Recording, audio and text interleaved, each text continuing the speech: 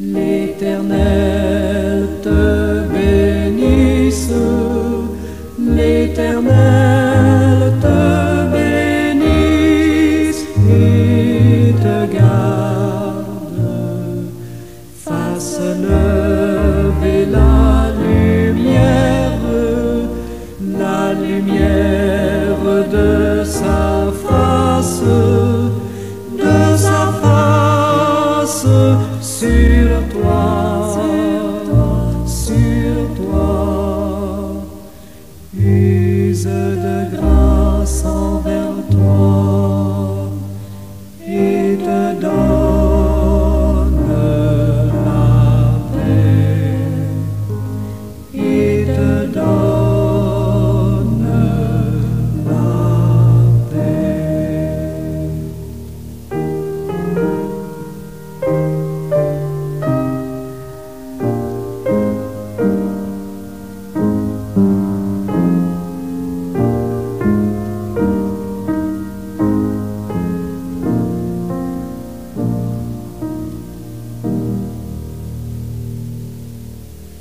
L'Éternel te bénisse, l'Éternel te bénisse et te garde, fasse lever la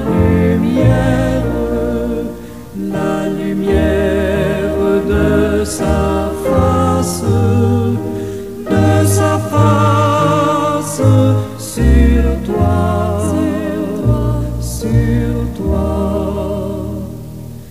use de grâce envers toi et te donne la paix, et te donne la paix.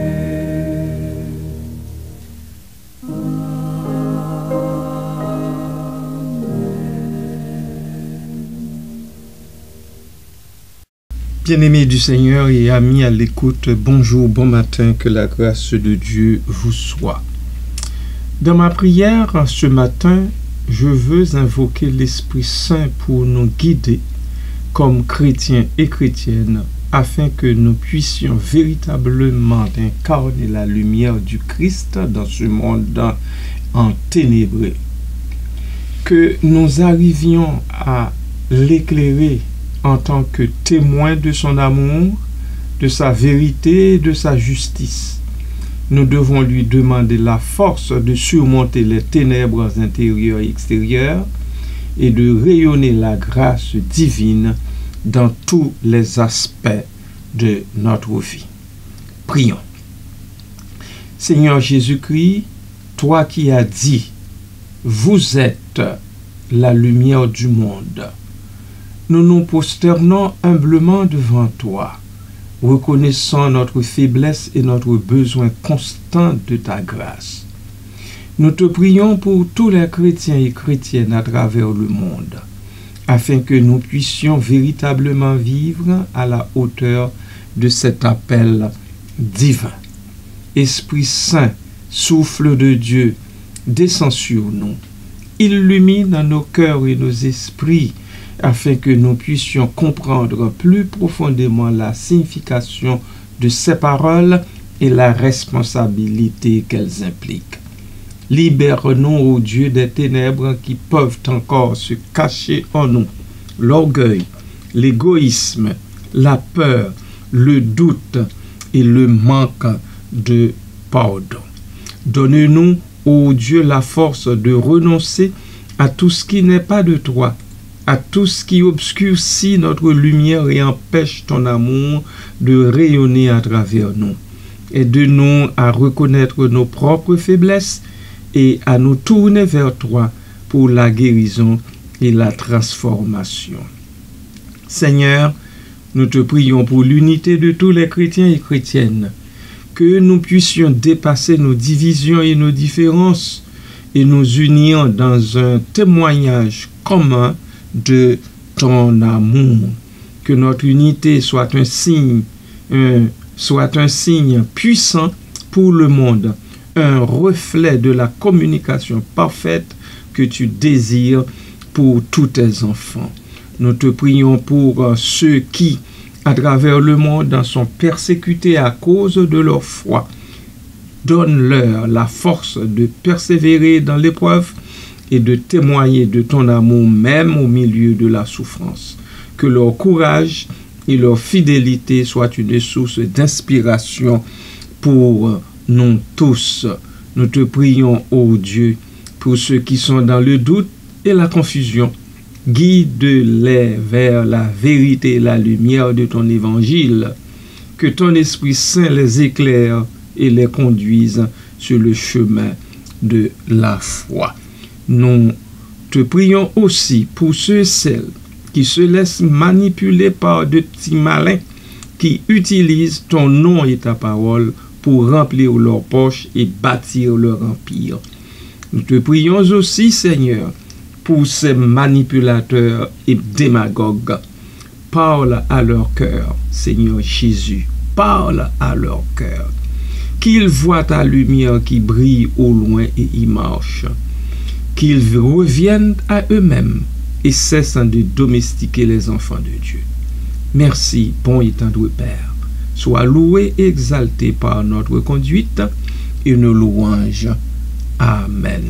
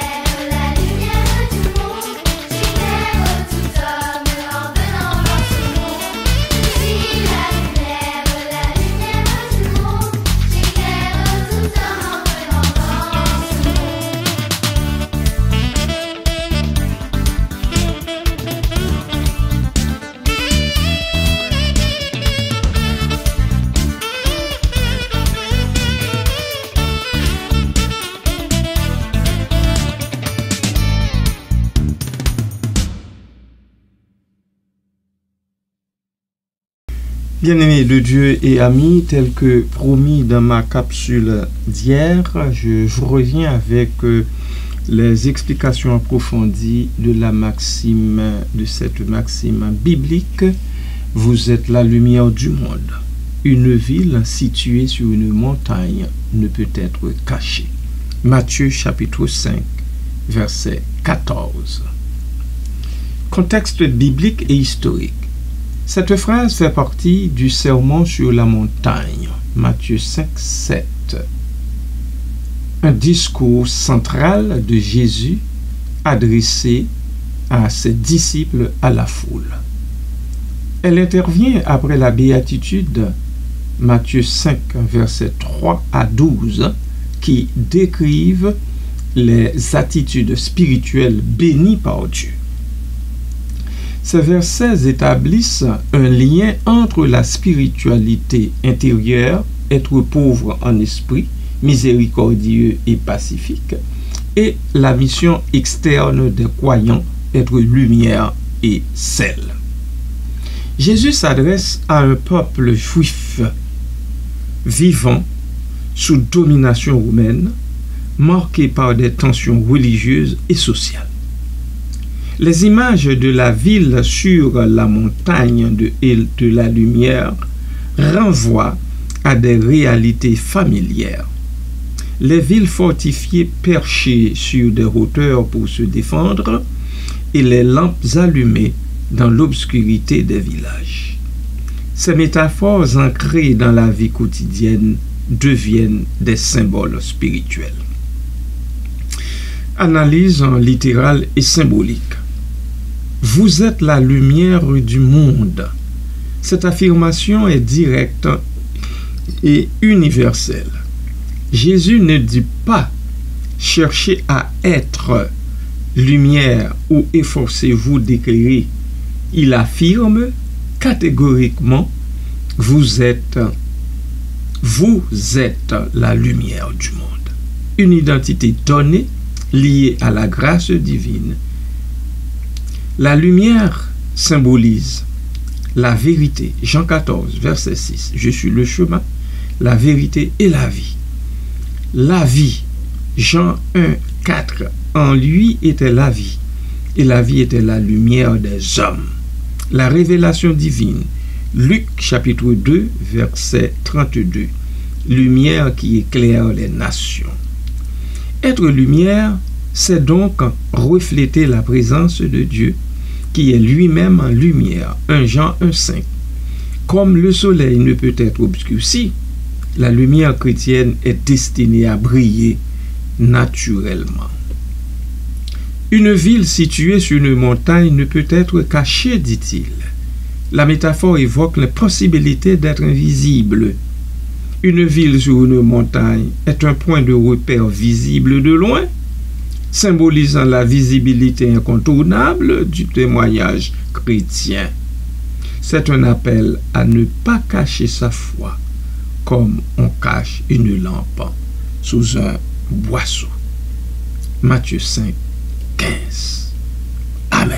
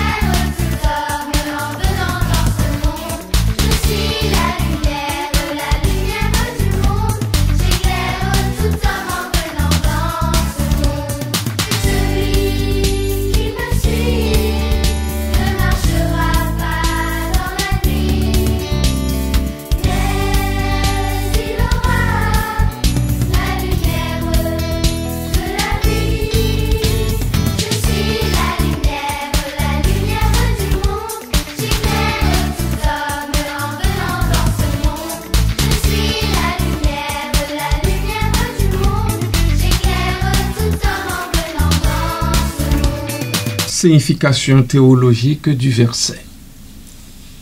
Vocation missionnaire. Les disciples sont envoyés dans le monde comme Jésus a été envoyé par le Père.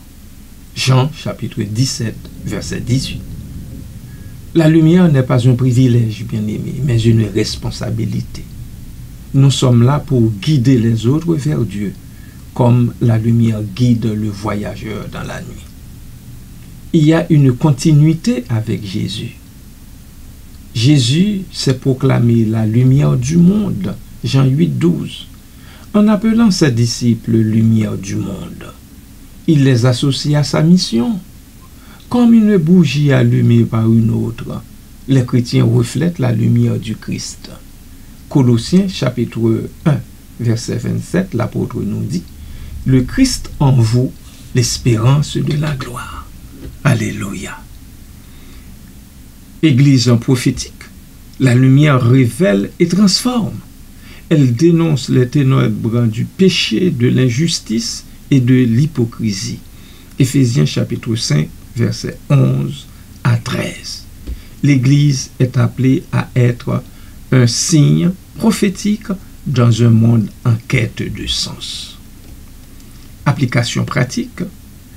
Nous sommes tenus de témoigner par nos œuvres. Le verset suivant, Matthieu 5, 16, précise que votre lumière luise devant les hommes, afin qu'ils voient vos bonnes œuvres et glorifient votre Père qui est dans les cieux. La lumière se manifeste par des actes concrets, charité, justice, pardon, vérité. Ce n'est pas une lumière spectaculaire, oh non, mais une présence discrète et constante. Il faut éviter la dissimulation. Comme une lampe couverte, la foi qui ne se vit pas perd son sens. Cela peut inclure la peur de déclarer sa foi en public, la peur de vivre dans l'incohérence avec les enseignements de Jésus, le repli sur soi au lieu de sortir vers les autres. Il faut transformer le monde. Nous y sommes pour le faire. La lumière éclaire, éloigne les dangers, révèle la beauté.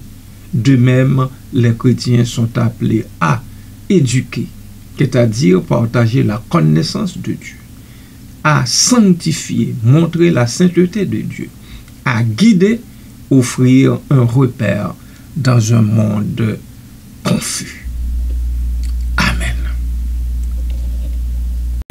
Celui qui me suit ne marchera pas dans la nuit, mais il aura la lumière de la vie.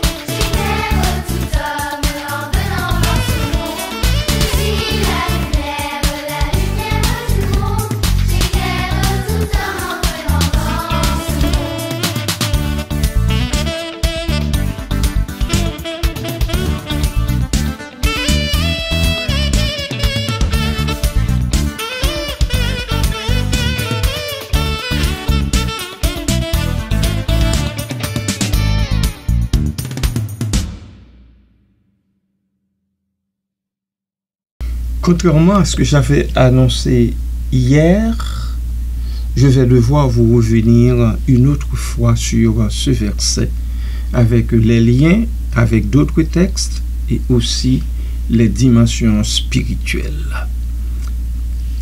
En attendant, prions le Seigneur. Nous te prions pour ceux, Père, qui sont loin de toi. Touche leur cœur et ouvre leurs yeux à la beauté de ton amour. Que notre témoignage et nos actions les attirent vers toi, afin qu'ils puissent découvrir la joie et la paix que tu offres à tous ceux et celles qui te cherchent. Seigneur, nous te prions pour nos familles, pour nos communautés et nos nations. que nous puissions être des instruments de ta paix et de ta justice dans le monde. Aide-nous, ô Dieu, à construire une société plus juste et plus fraternelle, où chacun, chacune puisse vivre dans la dignité et le respect.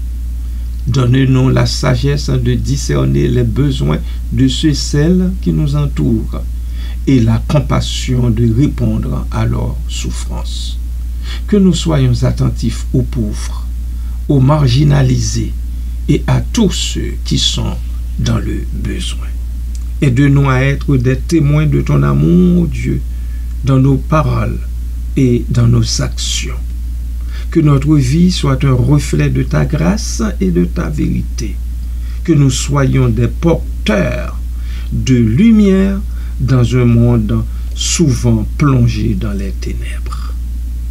Seigneur Jésus, nous te prions pour nos dirigeants politiques et religieux. Guide-les dans leurs décisions afin qu'ils puissent agir avec sagesse et justice pour le bien de tous. Que ton Esprit Saint les inspire à rechercher la paix et la réconciliation. Nous te prions pour l'Église, ton corps sur terre, que nous soyons fidèles à notre mission d'annoncer l'Évangile à toutes les nations. Donne-nous le courage de témoigner de ta vérité, même lorsque cela est difficile ou impopulaire. Seigneur, nous te remercions pour le pardon de la foi et pour la lumière que tu as allumée en nous. Nous te prions de la garder vive et brillante afin que nous puissions éclairer le monde de ton amour. Aide-nous à vivre chaque jour, Seigneur, comme des enfants de lumière, en faisant le bien et en évitant le mal.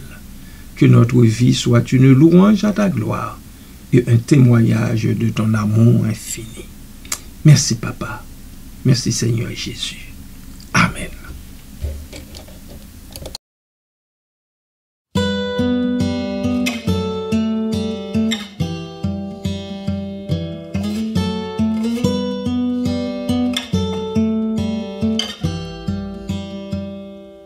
L'Éternel est ma lumière, c'est lui qui protège ma vie.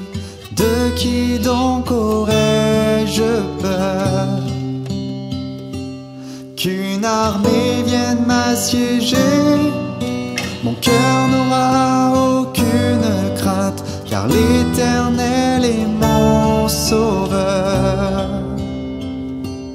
Mon souhait le plus cher, c'est de demeurer dans la maison de l'Éternel,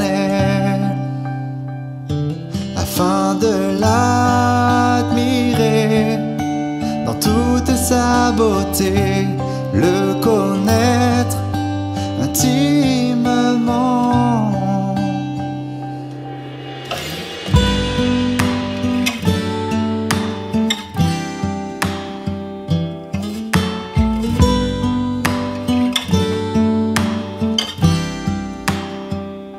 Si mon père et ma mère venaient à m'abandonner, l'Éternel me recueillerait. Il me montrerait la voie, me conduirait sur son sentier. Oui, l'Éternel est mon sauveur. Mon souhait le plus cher, c'est de demeurer dans la maison de l'Éternel, afin de l'admirer dans toute sa beauté, le connaître intimement. Mon souhait le plus cher, c'est de demeurer dans la maison de l'Éternel, afin de l'admirer dans toute sa beauté, connaître intimement.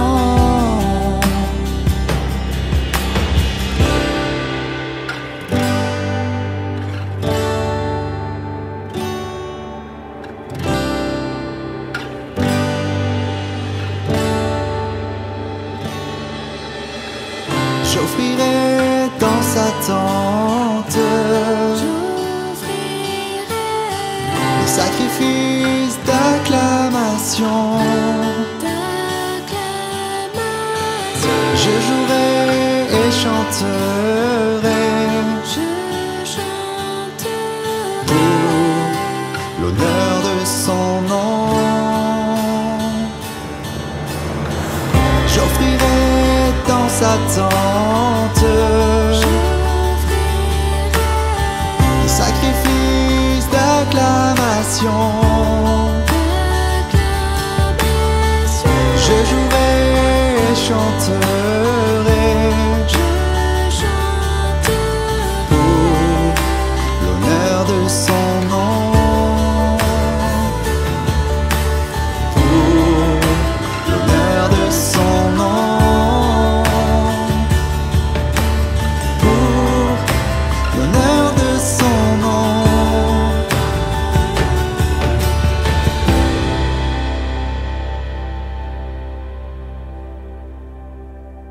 Mon souhait le plus cher, c'est de demeurer dans la maison de l'Éternel.